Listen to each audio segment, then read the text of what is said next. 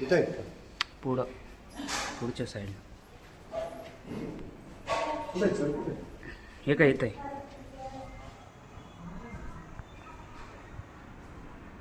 तुम्ही आहेत का? हो, डॉग बाईट नाही आपल्याकडे? लस लस नाही आहे, शिल्लक नाही. पण कंपल्सरी आहे ना ते?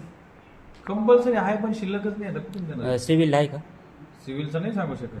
मला काय बोलले आत्ता? अहो आहे की नाही माहित नाही, पण सिव्हिलला पण मी ऐकलं होतं नाहीये, पण मग आता आहे की नाही माहित नाही मला. हा, तर तुम्ही जाऊन तपास करा. तुम्ही इथून फोन बिन लावू शकाल कोणाला? की डॉग बाईटची लस इथं जवळ कुठे आहे, जेणेकरून आम्हाला पटकन ती घ्यायला.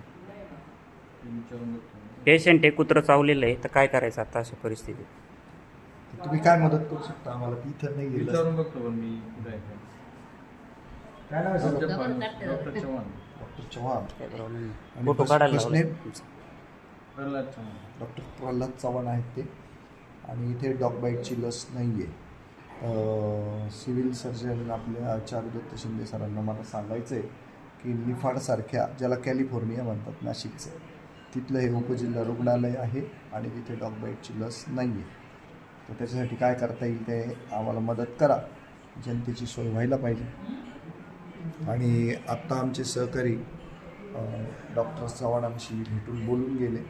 हॅलो. त्यांनी सांगितलं होतं हा, की आपल्याकडे डॉग सिव्हिलला बाईटची लस- लस कुठे भेटेल हो?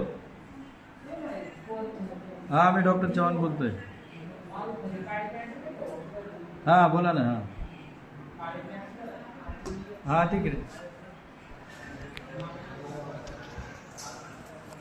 नाही ARV अँटी वॅक्सिन आपल्याकडे नाहीच आहे ना.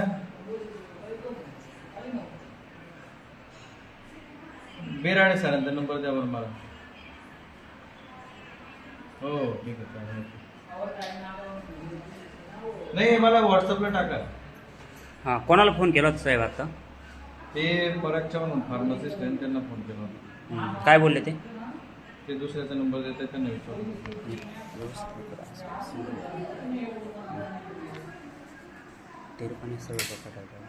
डायरेक्ट सिव्हिल औषधी विभागाला नाही करता येणार का? आता यावेळेस तिकडे आपल्याकडे नंबर नसतो त्यांचा. आणि स्नेक बाईटचे आहे का?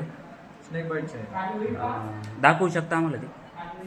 ते दाखवा. तो deep freeze मध्ये असतं. डीप फ्रीजर मध्ये असतं, ते नाही करत. आहे ना, ते सफिशियंट आहे ना. स्नेक बाईटच्या लसी आहेत पण डॉग बाईटची लस नाही. फक्त एवढंच आहे, खूप पिसाळलेला चवताळलेला जर कुत्रा चावला, आता आमच्या पेशंटला साधा कुत्रा चावलेला आहे, तर त्याची लस बाहेर मिळू शकेल. पण गरिबांनी काय करायचं? ज्यांच्यासाठी या सगळ्या व्यवस्था आहेत, अर्थात त्या गरिबांसाठीच आहे असं काही नाही. सरकारी दवाखाने हे सगळ्या सामान्य भारतीयांसाठी, जे श्रीमंतांसाठी सुद्धा, सगळ्यांसाठी ते जर सक्षमतेने चालले तर सगळ्या आर्थिक स्तरातल्या लोकांना त्याचा लाभ होऊ शकेल. तसं काही होताना दिसत नाही. त्यांना नमस्कार. हे काय? वॅक्सिन पाहिजे ना, आपल्याकडे आहे का रॅबिकूर? रॅबिकूर तर शिल्लक नाही आहे ना. घ्या त्यांचं. ठीक आहे, नका.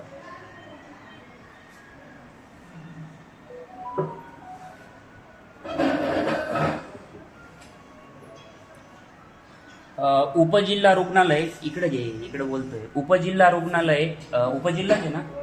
उपजिल्हा रुग्णालय निफाड इथं आम्ही आलेलो आहे. गावातून एक कंप्लेंट होती. प्रमोद गीते नावाचे आहे ना, आमच्या गावातील शेतकरी आहे. ते इथं आल्यानंतर दुपारी त्यांच्या मुलाला कुत्रा चावला होता. तर कुत्रा चावल्यानंतर लस घ्यायची असते. इथं आल्यानंतर डॉक्टरांशी बोलले. उद्धट आणि उर्मट स्वभाव बरं का. मायेची पांघर घालायची राहते, व्यवस्थित बोलायचं राहतं पेशंटची. ते दिलं सोडून. मिळणारच नाही, जा इकडं जा तिकडं. पुढे सिव्हिल